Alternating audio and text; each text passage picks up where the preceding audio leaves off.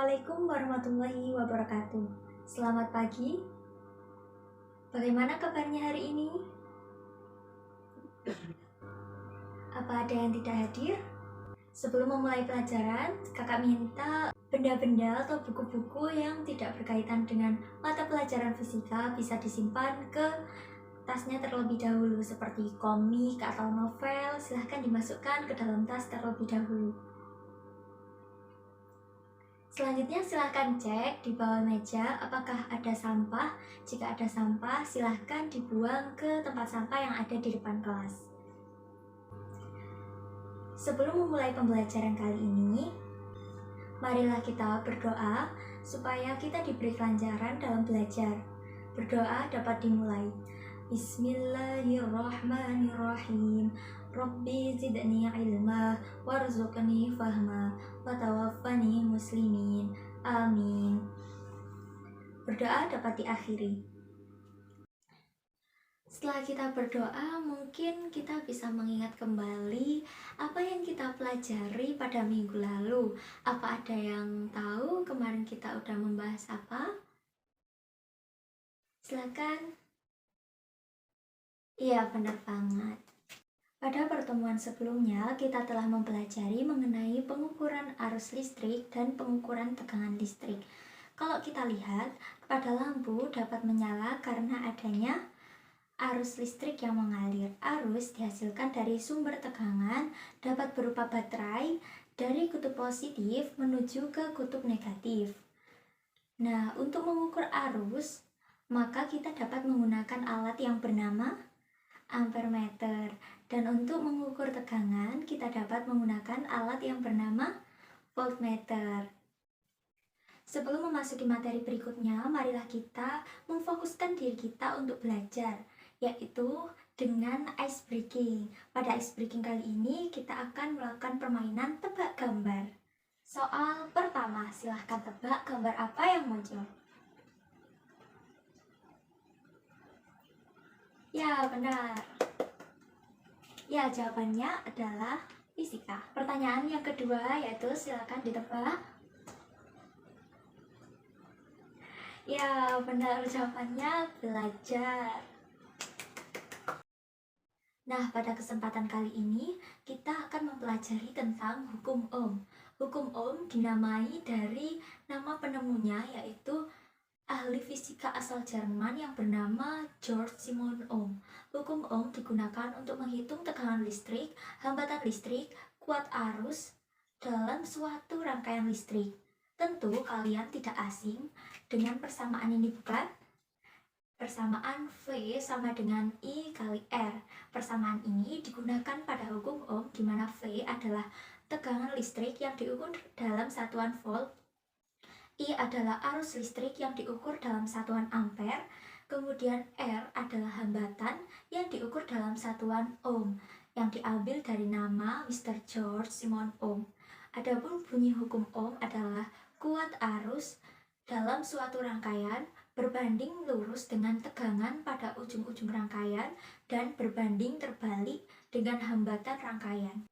Nah, selanjutnya kakak persilahkan kalian untuk membentuk kelompok. Dengan satu kelompok beranggotakan 4 siswa.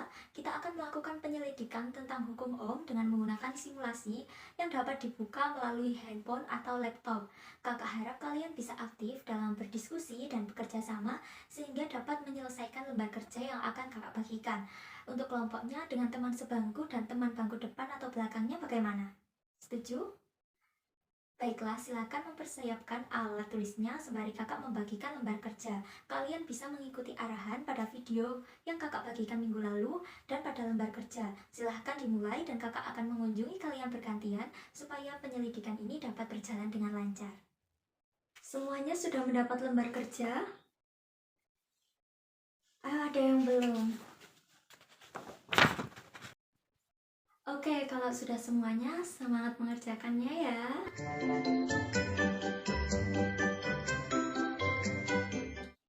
Wah, presentasi yang luar biasa dari kalian semua. Jadi, hukum Ohm menyelidiki hubungan antara kuat arus dan tegangan listrik. Apabila tegangan diperbesar, maka arus yang mengalir juga semakin besar. Jika di dunia nyata kita dapat melakukannya dengan menambahkan jumlah baterai sebagai sumber tegangan. Nah, hal ini membuktikan bahwa arus yang mengalir pada rangkaian listrik sebanding dengan tegangan yang digunakan, sehingga hubungan antara arus dan tegangan listrik dapat digambarkan dalam grafik berikut. Pada grafik dapat dilihat ketika tegangannya dinaikkan atau diperbesar, maka arus yang mengalir juga akan semakin besar. Percobaan kedua bertujuan untuk mengetahui pengaruh hambatan terhadap arus listrik. Ketika hambatan yang digunakan dalam suatu rangkaian lebih besar dari semula, maka arus listrik yang mengalir pada rangkaian tersebut akan semakin kecil. Jika pada lampu dapat diamati, nyala lampunya akan redup. Ini berlaku sebaliknya, arus listrik akan semakin besar apabila hambatan yang digunakan lebih kecil dari semula.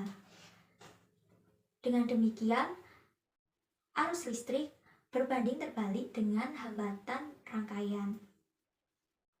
Dari kedua percobaan tersebut, dapat disimpulkan bahwa arus listrik yang mengalir pada suatu rangkaian sebanding dengan tegangan listrik dan berbanding terbalik dengan hambatan rangkaian. Ini membuktikan bahwa hukum Ohm berlaku pada rangkaian arus searah. Dengan menggunakan hukum Ohm, kita tidak hanya dapat menghitung atau menentukan besar tegangan atau besar arus, tapi juga dapat memperkecil arus listrik, memperkecil tegangan, dan juga untuk memperoleh nilai hambatan yang diperlukan. Dapat dilihat, untuk menentukan V atau tegangan dilakukan dengan mengalihkan I arus dengan R yaitu hambatan. Dan untuk menentukan I atau arus dapat dilakukan dengan membagi V dengan R, dan untuk menentukan R atau hambatan dapat dilakukan dengan membagi V dengan I. Sampai di sini apa ada yang ditanyakan?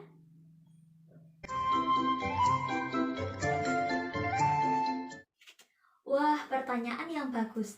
Kebetulan kakak juga akan menjelaskan bagaimana cara menyelesaikan soal dengan menggunakan persamaan hukum Ohm. Silahkan diperhatikan ya. Nah, ini dia soal yang dapat diselesaikan menggunakan persamaan hukum Ohm. Soalnya berbunyi, suatu penghantar diberi beda potensial 10 volt dan arus yang mengalir 5 mA. Agar arus mengalir 20 mA, tegangannya sebesar. Dari soal kita dapat mengetahui terdapat dua keadaan. Yang pertama yaitu ketika arusnya mengalir sebesar 5 mA dan yang kedua yaitu sebesar 20 mA. Nah, pada keadaan pertama tegangannya 10 volt. Namun pada keadaan kedua tegangannya dipertanyakan. Maka dapat ditulis diketahui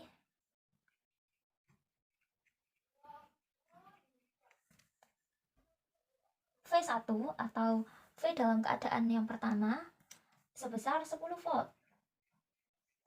Yang kedua, I1 sebesar 5 mA. Jika dijadikan ampere, maka menjadi 5 kali 10 pangkat min 3 ampere. Nah, untuk arus yang mengalir pada keadaan kedua dapat ditulis I2 sama dengan 20 mA. Atau dapat ditulis 20 kali 10 pangkat min 3 ampere.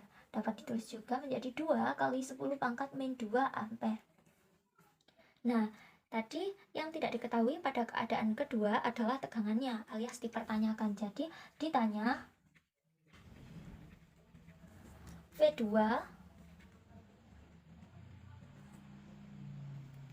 Nah, kita sudah mengetahui persamaan hukum Ohm yaitu V sama dengan I kali R. Untuk menyelesaikan soal ini karena terdapat dua keadaan yaitu saat I1 5 mA dan I2 20 mA, maka kita dapat menyelesaikannya dengan menggunakan perbandingan V1 dibandingkan dengan V2 sama dengan I1 kali R1 dibandingkan dengan I2 kali R2. Pada soal kita tidak diketahui besar hambatannya. Akan tetapi kita dapat membacanya melalui kata suatu penghantar. Berarti penghantarnya tetap dengan resistor yang tetap. Sehingga kita ketahui R1 sama dengan R2 atau dapat ditulis R saja. Nah, tinggal dimasukkan nilainya. V1 bernilai 10 volt dibandingkan dengan V2 masih ditanyakan. Kemudian I1 5 kali 10 pangkat min 3 dikali dengan R1 yang dapat ditulis menjadi R saja dibandingkan dengan I2 2 kali 10 pangkat min 2 dikali dengan R saja. Karena sama-sama R dapat kita coret. Nah, langkah selanjutnya yaitu mengalihkan silang. 5 kali 10 pangkat min 3 dikali dengan V2 sama dengan 10 kali 2 kali 10 pangkat min 2. Kita operasikan, kita hitung 20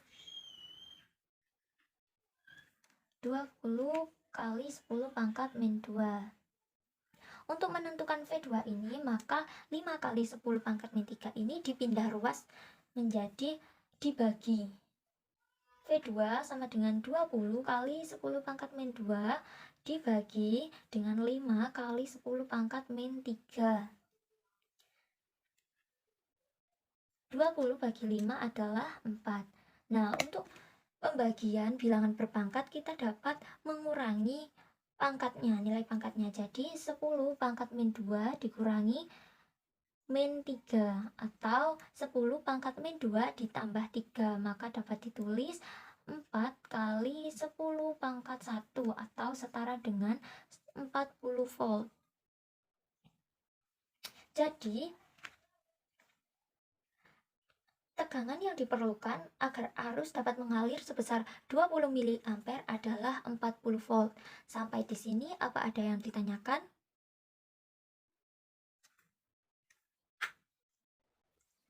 Nah, karena waktunya hampir habis dan tidak ada pertanyaan lagi, kita dapat menutup pembelajaran kali ini dengan mengucapkan Alhamdulillahirabbil alamin. Jangan lupa untuk mengerjakan tugas mandiri dan mempelajari materi berikutnya. Sebelum kita akhiri, marilah kita berdoa semoga apa yang kita pelajari hari ini dapat bermanfaat untuk kedepannya. Berdoa dapat dimulai. Bismillahirrahmanirrahim. Allahumma anfa'na bima 'allamtana wa 'allimna bima yanfa'una warzuqna ilman yanfa'una birahmatika ya arhamar rahimin. Amin. Berdoa dapat diakhiri. Sampai jumpa di minggu ke depan. Terima kasih. Wassalamualaikum warahmatullahi wabarakatuh.